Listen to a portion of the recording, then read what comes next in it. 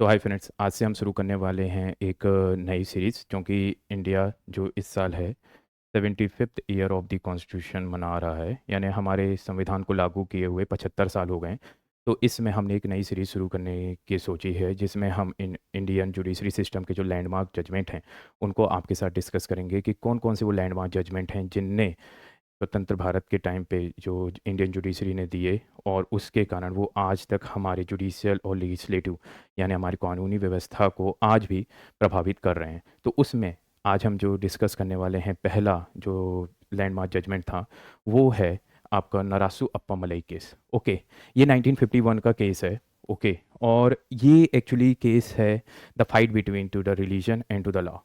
First fight कि religion बड़ा है या लॉ, यानी कि कानून ऊपर है या धर्म ऊपर है। इस पे पहली बैटल हमें जहाँ देखने को मिली थी वो 1951 में मिली थी। तो इसके बारे में थोड़ा सा इंट्रोडक्शन देखते हैं कि एक्चुअली ये केस था क्या। ओके, ये केस रिलेटेड है नरप्पो अप्पामलई के पर्सन से। ओके, जो महाराष्ट्र के थे, जिनके बारे में हम डिटेल में बाद में देखेंगे। ओके, और ये एक फाइट बताता है कि पर्सनल लॉ और फंडामेंटल राइट्स में कौन ऊपर है, कि पर्सनल लॉ ऊपर है या फंडामेंटल राइट ऊपर है। इन दोनों की बैटल में, अगर इन दोनों में बैटल होती है तो जुडिशरी किसको ऊपर रखेगी, किसको नीचे रखेगी। और समहाउ ये जो केस है एक तरीके से कनेक्ट होता है यूनिफॉर्म सिविल कोड से, कि यूनिफॉर्म सिविल कोड क्योंकि पर्सनल लॉ से कनेक्ट होता है, वो हम आगे देखेंगे कि किस तरीके से uniform civil code personal law से कनेक्ट होता है, ये वाली बात। तो 1950 का केस आज के भारत में यूनिफॉर्म सिविल कोड की जो बहस चल रही है उससे बहुत ज़्यादा कनेक्टेड है। तो आज के इस डिस्कशन में, इस केस के डिस्कशन में हम ये समझेंगे कि कैसे नराप्पो अप्पामलई केस आज भी स्वतंत्र भारत को प्रभावित कर रहा है। तो अगर हम इस केस का एक बैकग्राउंड देखें तो नराप्पो अप्पामलई जो थे वो महाराष्ट्र के थे। नाम से मत ये सोचिएगा कि वो साउथ इंडियन थे। हाँ, वो साउथ इंडियन थे, लेकिन वो रहते थे मिराज, महाराष्ट्र में। ओके, और उनको करनी थी सेकेंड मैरिज। क्यों? क्योंकि उनकी फर्स्ट मैरिज से उनको लड़का नहीं हुआ था। तो उनका ये था कि उस समय एक सोशल कस्टम्स चलता था कि अगर आपको फर्स्ट मैरिज से लड़का नहीं हुआ है तो आप सेकेंड मैरिज कर सकते हो, अगर आपकी फर्स्ट वाइफ ने उसको अप्रूवल दे दिया है। तो एक नॉर्मल था, हर कोई कर रहा था, तो कोई दिक्कत नहीं थी। लेकिन 1946 में एक लॉ आ चुका था। Okay, the Bombay prevention of Hindu bigamous marriage act. तो इस एक्ट के थ्रू इंडिया में जो हिंदू थे, ओके, वर्ड है हिंदू, हिंदू में दो मैरिज को रोक दिया गया था कि आप केवल एक मैरिज कर सकते हो, सेकेंड मैरिज नहीं कर सकते। ओके, तो जो अगर सेकेंड मैरिज करेगा, इवन अगर आपकी फर्स्ट वाइफ अगर अलाइव है तो आप सेकेंड मैरिज नहीं कर सकते, इवन आपकी फर्स्ट वाइफ ने अगर अप्रूवल दे दिया है। लेकिन अरप्पू मतलब नारासू अप्पामलई ने मैरिज कर ली, तो उनको जो मैजिस्ट्रेट थे उनने 75 रुपीज़ का जुर्माना और 2 महीने की सजा सुनाई। ओके, तो नराप्पो अप्पामलई इससे नाराज हो गए। उन्हें बोला ये सोशल कस्टम है, आप मुझे कैसे सजा दे सकते हो। तो वो सीधे चले गए सेशन कोर्ट में। तो इंडिया में ऐसा है, इंडियन जुडिशरी सिस्टम बहुत ही, यानी इतना है कि फेवरेबल है। कि इतना लंबा टाइम क्यों लगता है मैं आपको ये दिखाना चाहूँगा। क्योंकि अगर आप कभी केस लेते हो, ओके, तो आपको पहले केस जाता है मैजिस्ट्रेट के पास में, फिर मैजिस्ट्रेट के बाद जाता है सेशन कोर्ट में। ओके, फिर उसके बाद जाता है वो हाई कोर्ट में, फिर उसके बाद वो जाता है सुप्रीम कोर्ट में। तो इतने केस, इतनी स्टेप बाय स्टेप जब आप आगे जाते हो तब जाके वो चीज़ें रिजॉल्व होती हैं। ओके, तो जब वो सेशन कोर्ट गए तो सेशन कोर्ट ने उनको बाइज्जत बरी कर दिया कि नहीं, सोशल कस्टम्स हैं, इसलिए आप इस चीज़ को कर सकते हो। एक्ट को उनने अपहोल्ड नहीं किया।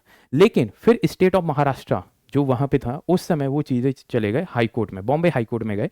और बॉम्बे हाई कोर्ट ने उनकी सज़ा को कंटिन्यू रखा और उनने बोला कि लॉ ऊपर है और लॉ के हिसाब से आपने काम नहीं किया हुआ है, चाहे सोशल कस्टम्स है।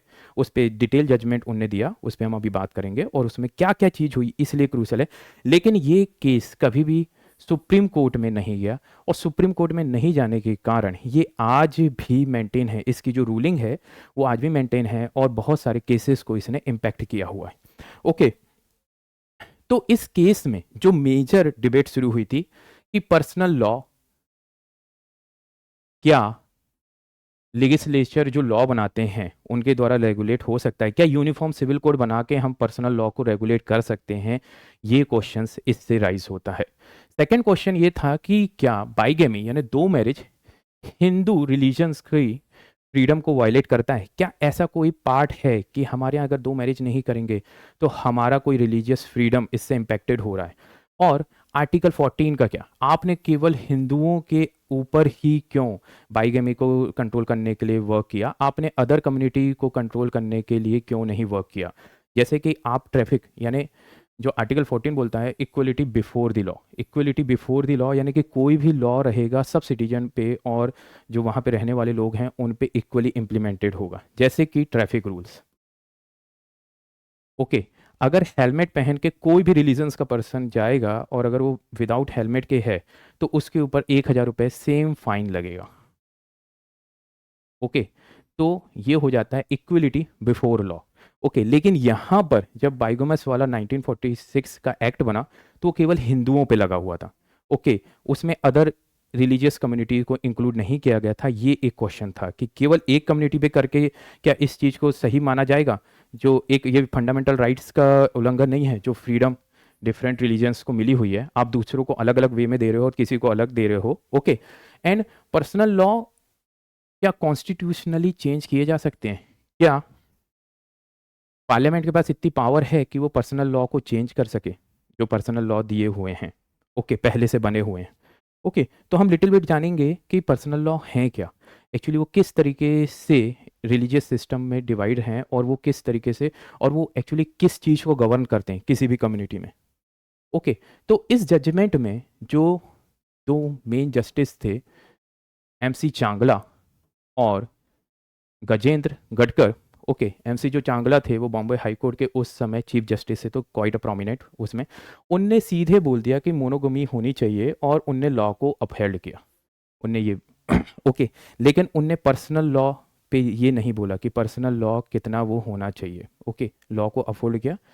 उसके बाद इनने भी ये बोला कि बायोगमी कभी भी रिलीजियस ऑब्लिगेशन नहीं हो सकता किसी भी यानी रिलीजियस उसमें, यानी हिंदुओं के लिए। उनने अदर उसके लिए नहीं बोला, उनने सीधे बोला कि हिंदुओं के लिए बायोगमी कभी भी एक लॉ नहीं हो सकता। और उनने सिंपैथी दिखाई कि हाँ, हिंदुओं पे इम्प्लीमेंट किया गया लेकिन अदर कम्युनिटी पे भी इम्प्लीमेंट किया जाना चाहिए। तो अब यहाँ पे देखा जाए तो जो रिजल्ट इस जजमेंट के बॉम्बे नारापू अप्पामलाई केस से आए, तो उनने ये सीधे बोला personal law not subject to constitutional secure scrutiny. Okay, ये सबसे बड़ा ऑब्जेक्शनेबल है कि उनने ये सीधे बोल दिया कि पर्सनल लॉ को कॉन्स्टिट्यूशनल स्क्रूटनी नहीं कर सकते। आप पर्सनल लॉ सेपरेट हैं, आप कॉन्स्टिट्यूशनल में जो यानी वुमेन्स रिफॉर्म्स हैं उसके हिसाब से इसमें चेंजेस नहीं कर सकते, ये बोल दिया गया इस जजमेंट। और ये बहुत बड़ी प्रॉब्लमेटिक सिचुएशन हो गई।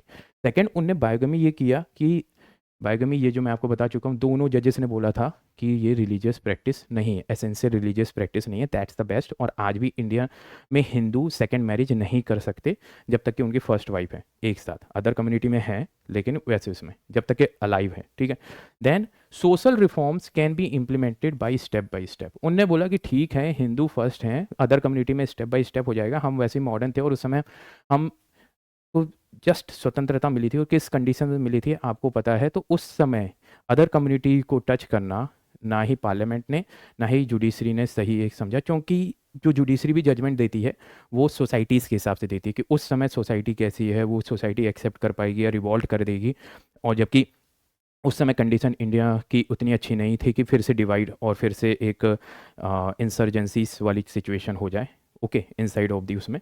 तो इसलिए बोला कि एक कम्युनिटी में इम्प्लीमेंट करेंगे और फिर धीरे धीरे उसको अदर कम्युनिटी में भी इम्प्लीमेंट किया जाएगा। लेकिन बात यह है कि 75 साल में ये अदर कम्युनिटी में प्रॉपरली इम्प्लीमेंट किया ही नहीं गया, केवल हिंदू कम्युनिटी में भी, और हिंदू कम्युनिटी में भी बस कुछ एरियाज़ में ही इम्प्लीमेंट किया गया है। ओके, वो अदर एरियाज़ पे इम्प्लीमेंटेड अभी भी नहीं है। ओके, और एडॉप्टेशन, अगर आपको सन चाहिए, पुत्र चाहिए, तो आप उसको अडॉप्ट कर सकते हैं। उसके लिए ऐसा थोड़ी कि आपको शादी करके अपना ही वंश का वारिस चाहिए, आपकी पत्नी सही रहे। उनने ये इस तरीके से जजमेंट था। तो सबसे मेन चीज़ जो थी वो थी ये इस केस की, जो आज तक इम्पेक्टेड कर रही है। अब हमें देखना है कि पर्सनल लॉ होते क्या हैं। तो पर्सनल लॉ एक गवर्निंग फैमिली मैटर्स जो रहते हैं ना, कि मैरिज कैसे होगी, डाइवोर्स कैसे होगा, इनहेरिटेंस कैसे ट्रांसफ़र होगा और अडॉप्टेशन क्या होगा, कि किसी भी कस्टम्स यानी किसी भी रिलीजन या कम्युनिटी में मैरिज, डाइवोर्स, इनहेरिटेंस यानी कि जो मेरी पैतृक संपत्ति है दूसरों को कैसे वो मिलेगी, और अडॉप्टेशन, अगर मुझे चाइल्ड को अडॉप्ट करना है तो कैसे कर सकता हूँ, क्या रूल्स एंड रेगुलेशंस रहेंगे, उन चीज़ों पे रहेगा। ओके, तो यहाँ पे हमारे पास हिंदू मैरिज एक्ट 1955 है जो कि हमारे ऊपर इम्प्लीमेंट कर दिया गया था, regulate, thanks to Baba Bhimrao Ambedkar. Okay, उनने इसके ऊपर उनका बहुत ज़्यादा योगदान था इसको लागू करवाने में। ओके, तो हिंदू मैरिज एक्ट 1955 आ चुका था, उसको इम्प्लीमेंट करके आज भी हम उसी के हिसाब से हिंदू उसको करते हैं। एंड मुस्लिम कम्युनिटी के लिए मुस्लिम पर्सनल लॉ एक्ट, शरीयत एप्लीकेशन एक्ट है 1937 का। ओके, यानी ब्रिटिश से पहले का लॉ है, वो अभी भी चल रहा है। ओके, इंडिया एंड जो ऐसा नहीं है कि केवल इनके ऊपर है, इंडियन क्रिश्चियन मैरिज एक्ट है 1872। ओके, तो इंडिया यानी इंडिया में क्रिश्चियंस जो हैं वो भी कॉन्स्टिट्यूशन लॉ के थ्रू नहीं होते हैं, वो क्रिश्चियन मैरिज एक्ट 1872 के थ्रू होते हैं। लेकिन यहाँ पे एक मज़े की बात है कि इनके पर्सनल लॉ यानी फैमिली मैटर्स वाले लॉ तो अलग अलग हैं, लेकिन जो इनके क्रिमिनल लॉ हैं उन पर पूरे तरीके से इंडियन कॉन्स्टिट्यूशन इंप्लीमेंट होता है, यानी सीआरपीसी यानी न्यायिक संहिता जो अभी नई बनी हुई है वो प्रॉपरली इंप्लीमेंट होती है। तो आज भी इंडिया में रिलीजियस वे पे इतने सारे डिफरेंट लॉ इंप्लीमेंटेड होते हैं और हर कोई अपने इन लॉ के हिसाब से इंप्लीमेंटेड होता है।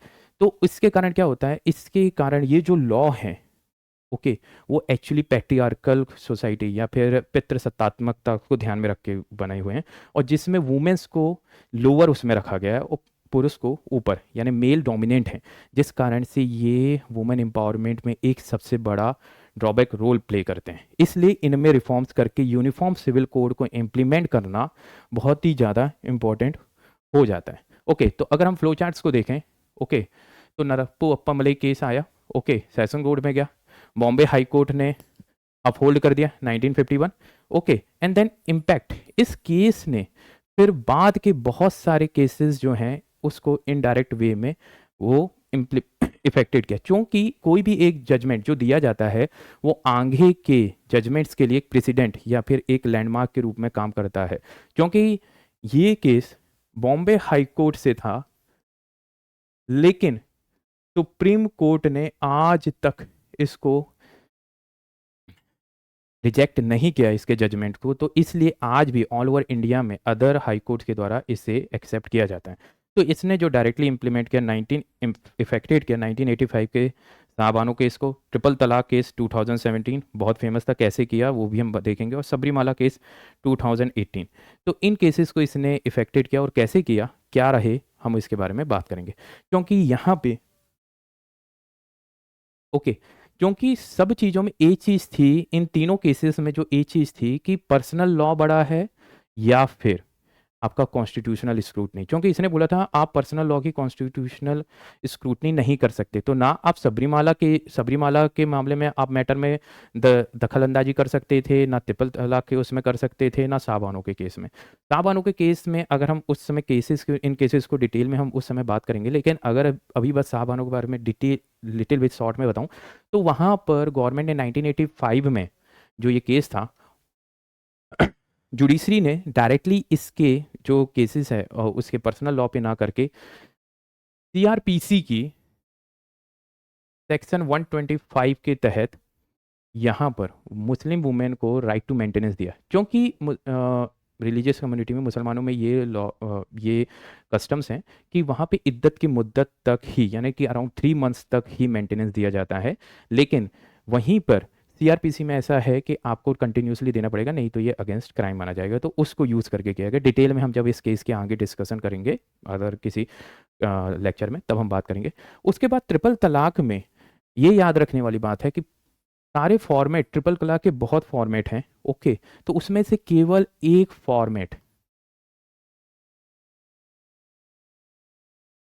ओनली वन फॉर्मेट को बस इनने कैंसिल की, अनकॉन्स्टिट्यूशनल बताया है, जिसमें आप लगातार बोलते हो एक साथ कह के तलाक तलाक तलाक, उस चीज़ को बस इनने कैंसिल किया है, not any other thing. Okay, और उसी समय जो बहुत ही रिनाउंड एडवोकेट हैं इंदिरा जयसिंह, उनने उस समय बोला था नरासू जो अप्पा मलोई वाली रूलिंग है उसको कोर्ट को ओवर रूल कर देना चाहिए, लेकिन तब भी 2017 में नहीं किया गया। फिर सबरीमाला वाला केस था। सबरीमाला में अभी भी मंदिर में जो है, जो महिलाएं हैं 10 से 50 साल की उम्र की, उनको एंट्री पे पाबंदी थी। ओके, तो जब एक केस की रूलिंग आने से पहले, क्योंकि ये मेंस्ट्रुअल साइकिल से रिलेटेड है ये केस के उसमें, तो लेकिन फिर जज ने जो सुप्रीम कोर्ट था उसने इस एंट्री को अलाउ किया। ओके, और उस समय जो हमारे एक्स सीजेआई डीवाई चंद्रचूड़ थे, उनने ये चीज़ डायरेक्टली बोली कि कुछ भी हो जाए, आपकी जो डिग्निटी है, ओके, लिबर्टी है, और आपकी इक्वलिटी, वो सुपर मोस्ट होनी चाहिए। उनने भी एक तरीके से बोला कि कॉन्स्टिट्यूशंस को पर्सनल लॉ के ऊपर होना चाहिए। ओके, लेकिन आज तक नरासू जजमेंट को ओवररूल नहीं किया गया है, बट क्रिटिसाइज किया गया है। सीजेआई होते हुए भी जस्टिस डी वाई चंद्रचूड़ ने इसको अभी तक ओवर रूल नहीं किया, यानी अभी भी है, ये मेंटेन है। और वुमेन राइट्स और रिलीजन्स फ्रीडम में अभी भी फाइट बनी हुई है, क्योंकि ये एक बहुत सेंसिटिव मैटर हो जाता है। ओके, रिलीजन्स को टच करना बहुत ही सेंसिटिव मैटर हो जाता है। हाँ, ये है कि हमारा एक, यानी एक एज अ स्टेट, यह स्टेट की रिस्पॉन्सिबिलिटी होती है कि वुमेंस राइट से वर्क करना है, उनको फ्रीडम प्रोवाइड करना है, उनको और भी ज़्यादा एम्पावरमेंट करना है। लेकिन स्टेप बाय स्टेप आपको सोशल हार्मोनी को भी बनाए रखना जरूरी है। इसलिए गवर्नमेंट जो है यूनिफॉर्म सिविल कोड को इम्प्लीमेंट करने में लगी है, ताकि सब पे एक जैसा, जैसे कि हिंदू वुमेंस को मैरिज से रिलेटेड और डिवोर्स से रिलेटेड, अडॉप्टेशन, इनहेरिटेंस से रिलेटेड जो जो लॉ और जो जो बेनिफिट्स अवेलेबल हैं, वो अदर कम्युनिटी की वुमेंस को भी मिल पाए। ओके, लेकिन प्रॉब्लम ये हो जाती है कि हमने लॉ बना दिया। ओके, जैसे कि हमारे यहाँ डाउरी से रिलेटेड लॉ है कि डाउरी नहीं लेनी है, लेकिन आज भी इंडियन सोसाइटी में डाउरी ली जाती है, दहेज प्रथा नॉर्मल चल रही है। तो आप लॉ बना भी दें, लेकिन अगर उसे सोसाइटी एक्सेप्ट नहीं करे तो वो कोई मैटर नहीं करता। इसलिए ज़रूरी ये है कि लॉ की रिलेटेड अवेयरनेस इनसाइड ले आई जाए। जैसे कि ट्रिपल तलाक से रिलेटेड मैटर में महिलाएं इनसाइड ऑफ द कम्युनिटी से महिलाएं आईं, और उनने अपनी जो डिमांड थी वो कोर्ट में रखी और गवर्नमेंट के सामने रखी, और फिर वो चीज़ प्रॉपरली इंप्लीमेंटेड हुई। सेम चीज़ें हमें अदर एरियाज़ में भी लानी पड़ेगी कि वुमेन अवेयरनेस को बढ़ाना ज़रूरी है। ये तो है कि आप यूनिफॉर्म सिविल कोड लाओ, लेकिन उस कम्युनिटी की वुमेन्स को भी अवेयर करना है कि इससे उनको क्या बेनिफिट्स मिलेगा और इससे उनके किस तरीके के अधिकार बढ़ेंगे। ओके, तो इन द एंड ये डिबेट अभी भी कंटिन्यू है कि लॉ ओवर द रिलीजन, और नियर फ्यूचर में भी 2 से 3 साल में ये रहेगी ही, जब तक कि यूनिफॉर्म सिविल कोड सही तरीके से लागू नहीं हो सकता। अभी उत्तराखंड में लागू कर दिया गया और उस पर भी कुछ यानी चैलेंज किए गए हैं जुडिशरी हाई कोर्ट में। ओके, एंड सोशल रिफॉर्म्स किस लेवल तक और कहाँ तक किया जाना चाहिए, और कहाँ तक किस तरीके से रिलीजियस रिस्ट्रिक्शन लगाने चाहिए, ये अभी तक एक क्वेश्चन बना हुआ है। तो देखते हैं कि नरासू अप्पा मलई आगे की रूलिंग में ओवररूल होता है या नहीं होता है, या मना रहता है, और ये किस तरीके से हमारे आगे के केसेस को और वुमेन्स एम्पावरमेंट को इम्पैक्ट करता है। Thank you for watching. अगर आपको ये वीडियो अच्छा लगा हो तो please like, share and subscribe. Thank you.